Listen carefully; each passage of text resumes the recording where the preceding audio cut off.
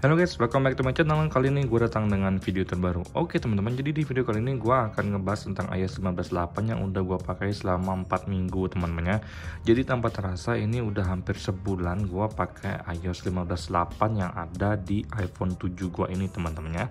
Jadi di sini akan gue share tentang experience gue untuk pakai iPhone 7, terutama untuk iPhone jadul yang masih menggunakan iOS 15 teman-teman ya. Jadi buat kalian pengguna iPhone jadul yang masih menggunakan iOS 15.8 ataupun yang baru pengen upgrade ke 15.8, boleh tonton video ini sampai habis teman-teman ya. Let's go.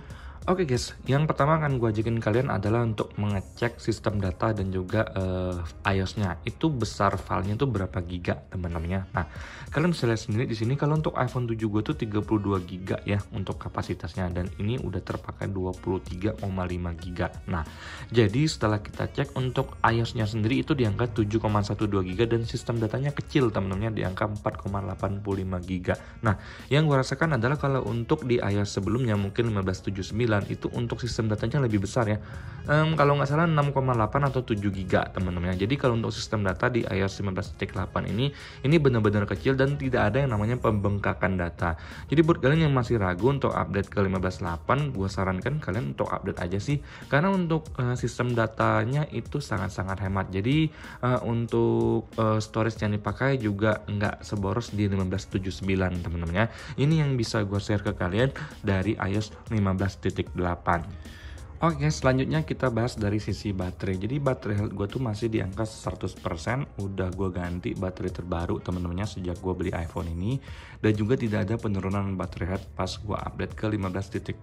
Nah, untuk pemakaian gue sehari-hari kalian bisa lihat sendiri, untuk hari ini aja ini screen on-nya cuma 2 jam 9 menit. Jadi sejujurnya untuk iPhone 7 ini sih sebenarnya hanya gue pakai buat chattingan teman-temannya sama ibu negara, sama telepon ke orang tua gue. Jadi so far gue cuma pakai buat chatting, buka IG, telepon, sama buka Canva untuk ngedit ringan sesekali teman-temannya. Nah, jadi nggak salah ya kalau misalkan kalian jangan kaget juga kalau misalkan untuk screen on gue tuh bener-bener rendah, karena ini tuh gua pakai cuma buat chattingan guys ya. Nah, kalau gue udah pulang rumah kan gue udah nggak perlu chattingan lagi gitu loh teman-temannya. Nah, tapi ini iPhone kalau dipakein sama WiFi iPhone 7 iOS 15.8 itu sebenarnya awet banget teman-temannya. Nggak gue mainin standby modenya juga lumayan kuat teman-temannya. Kalau misalkan standby modenya 4-5 jam itu masih tembus, nggak dimainin standby mode teman-temannya. Tapi kalau dimainin aktif teman-temannya dengan menggunakan koneksi WiFi, gue rasa dari pengalaman gue sebelumnya itu untuk 4 jam itu tembus teman-temannya. Tapi kalau kalian pakein tuh sinyal biasa, dia cuma pakai seluler data, itu 4 jam nggak tembus guys ya. Jadi mungkin sekitar 3,5 jam kalian udah harus ngecas, dengan catatan pemakaiannya aktif teman-teman ya. Kalau kalian pakai sinyal biasa dan pemakaiannya nggak terlalu aktif, cuma buat chattingan sesekali, telepon, itu gue rasa juga masih awet-awet aja. So far yang bisa gue bilang ke kalian, 15.8 itu tidak memberikan pengalaman yang buruk ya untuk masalah baterai. Entah itu karena gue udah ganti baterai, gue juga nggak bisa pastiin. Tapi memang kalau untuk 15.8 ini, baterai yang gue rasakan di iPhone 7 ini awet, baik dari standby mode maupun pas gue pakaiin untuk kegiatan gue sehari-hari ya, aktif maupun tidak aktif. Tapi itu dengan catatan ya untuk pakai WiFi. Kalau nggak pakai WiFi, pakai seluler data, gue bisa bilang untuk baterai di iPhone 7 ini cukup mengganggu teman-temannya, apalagi kalau kalian pakainya aktif.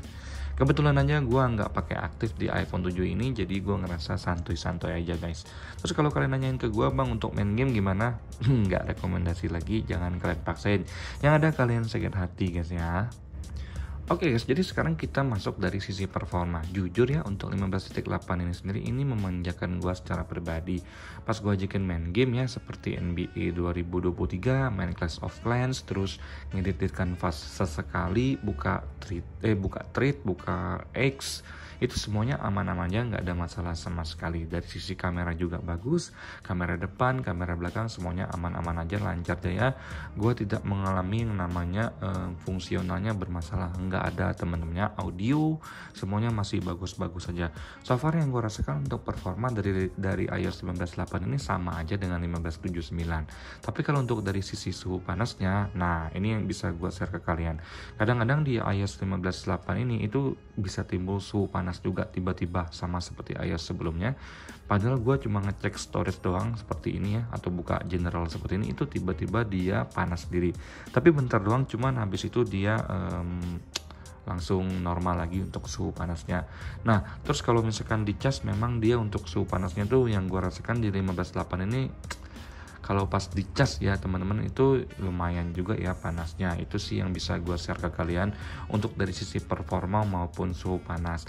Tapi bagi gue secara pribadi, sejujurnya gue nggak menemukan yang namanya komplainannya atau kayak permasalahan yang mencolok ya untuk iOS 15.8 ini. Yang gue rasakan masih aman-aman aja guys ya.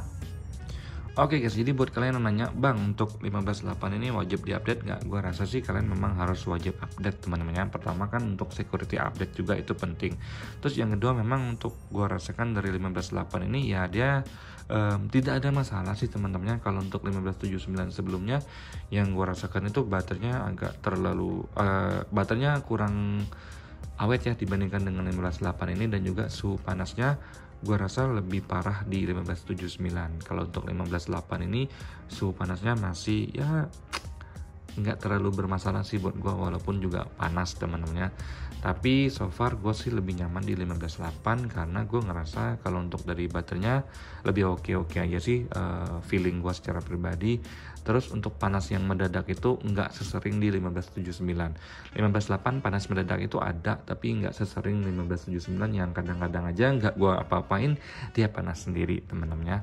So far untuk 15.8 ini gue puas banget teman-temannya, dan gue rasa kalau dia nggak ada update terbaru lagi ya nggak apa-apa. Cuman kalau misalkan dia ada updatean terbaru lagi dari iOS, gue bakal tetap update kok, karena bagi gue secara pribadi update iOS itu ya berguna aja untuk ya meminimalisir celah-celah yang akan dimanfaatkan oleh pihak-pihak yang tidak bertanggung jawab, itu dari sisi security update-nya teman-temannya. Nah, sekian sih video gue kali ini teman-temannya tentang pembahasan iOS 15.8 ini, dimana kalau untuk 15.8 ini kodenya itu 19H370 teman-temannya. Nah, jadi buat yang pakai iOS 15 ya gue rasa 15.8 ini untuk sementara adalah iOS terbaik teman-temannya di varian iOS 15. Sampai jumpa di video selanjutnya teman-temannya. Semoga kalian semua dalam keadaan sehat. Bye bye.